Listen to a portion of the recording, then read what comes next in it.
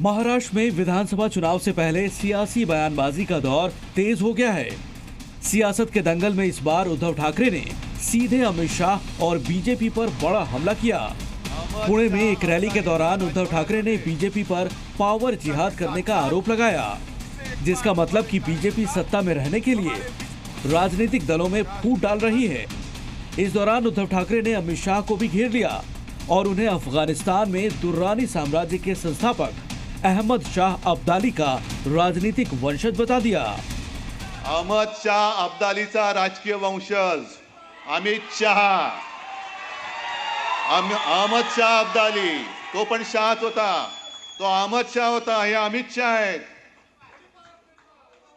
अहमद शाह अब्दालीचा हा राजकीय वंशज हा इकडे वळवळाला आला होता।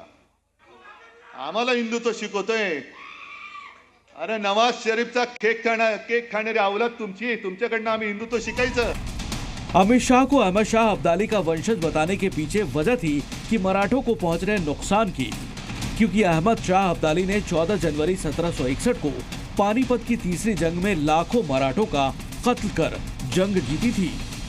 मराठों के इसी मुद्दे के बहाने उद्धव ठाकरे ने अमित शाह को घेरने की कोशिश की।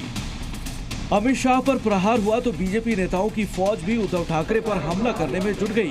केंद्रीय मंत्री गिरिराज सिंह ने आरोप लगाया कि जो वोट के लिए अहमद बन गया उसे सब चोर ही नजर आते हैं। गिरिराज ने कहा कि उद्धव अपने पिता के संस्कार भूल गए। चोरों को सारे नजर आते हैं चोर, जो वोट के खातिर भूल गया अपने पिताजी का संस्कार। इस बीच केंद्रीय मंत्री नित्यानंद राय ने भी उद्धव ठाकरे को घेर लिया। नित्यानंद राय ने आरोप लगाया कि उद्धव ठाकरे कांग्रेस की लिखी हुई स्क्रिप्ट पढ़ रहे हैं और लगातार हिंदुओं की भावनाओं को पीड़ा पहुंचा रहे हैं। देश के दुश्मनों का दुश्मन अमित शाह हैं, देश के दुश्मनों का दुश्मन, और उद्धव ठाकरे कांग्रेस का स्क्रिप्ट पढ़ रहे हैं। उद्धव ठाकरे का यह हमला अमित शाह के 21 जुलाई के बयान के बाद आया। पुणे में रैली के दौरान अमित शाह ने कांग्रेस को घेरते हुए उद्धव ठाकरे पर निशाना साधा था और उन्हें औरंगजेब फैन क्लब का लीडर कहा था। अमित शाह ने कहा था कि उद्धव ठाकरे उन लोगों के साथ बैठे हैं जिन्होंने 1993 के मुंबई बम धमाकों के दोषी याकूब मेमन के लिए जीवन दान मांगा था, जो 26/11 के आतंकी हमले के दोषी कसाब को बिरयानी खिलाते हैं, जो जाकिर नायक को शांति दूत पुरस्कार देते हैं और जो पीएफआई का समर्थन करते हैं। उद्धव ठाकरे को इन लोगों के साथ बैठने में शर्म आनी चाहिए।